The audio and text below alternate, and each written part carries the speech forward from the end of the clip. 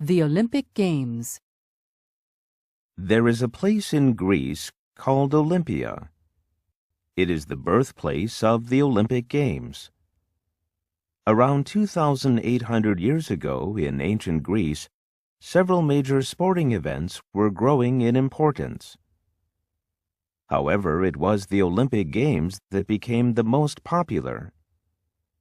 Even back then, they were held every 4 years like they are today. About 1,200 years after they began, the Olympic Games were banned by a Roman emperor in 393. It wasn't until some 1,500 years later that the idea of the Olympic Games appeared again.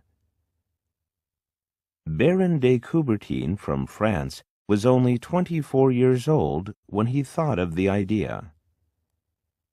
After 7 years of planning, his idea was accepted. It was decided that the Olympic Games would take place in Athens in 1896. Athletes from 14 countries took part in the first modern Olympic Games. The ancient Olympics began with only running, but today we usually see athletes compete in around 35 different sports. In the ancient Olympics, only men could attend the Games, and it was common for athletes to compete naked. Two symbols of the Olympic Games that you may know about are the Olympic flag and the Olympic flame. The Olympic flag was first used in 1920. It was designed by Baron de Coubertin.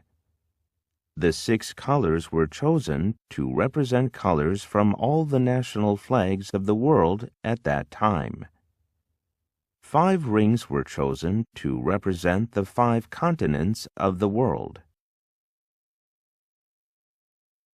The Olympic flame is lit in Olympia for each new Olympic Games by using the sun.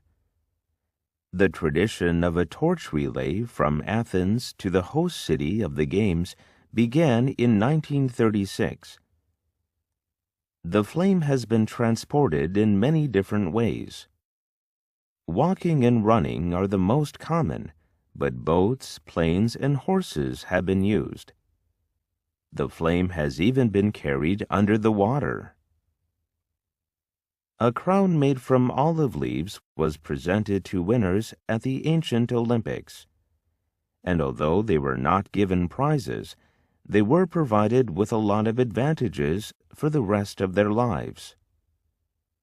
Some would say that it is the same for today's athletes, although now they are awarded medals. Olympic medals are made using gold, silver, and bronze. The gold medal is actually solid silver, but coated in gold. For the Sydney 2000 Olympics, the gold and silver used came from local mines. Can you guess where the bronze came from? Australian 1 and 2 cent coins made of bronze, which were no longer being used, were melted down. Many athletes around the world dream of winning an Olympic medal. It can take years of preparation and hard work to achieve this. One athlete that will always be remembered is Abebe Bikila. He was born in 1932 in Ethiopia, on the same day that the marathon was held at the Los Angeles Olympics. 28 years later, at the Rome Olympics in 1960, Abebe ran and won the marathon. Abebe set a new world record for the marathon while running the whole race in bare feet. Then, at the 1964 Tokyo Olympics, this time in shoes, Abebe was the first to win the marathon for a second time. Again, he set a new world record. This achievement is even more amazing because only 6 weeks earlier, Abebe had had an operation. Abebe was the first athlete from Africa to win gold. He was a huge inspiration to other athletes from Ethiopia. Due to his contributions to sports, a prestigious distance running award was named after him. Many athletes from Ethiopia and other African countries have gone on to win medals. Many athletes, including Abebe, inspire and encourage us to do our best.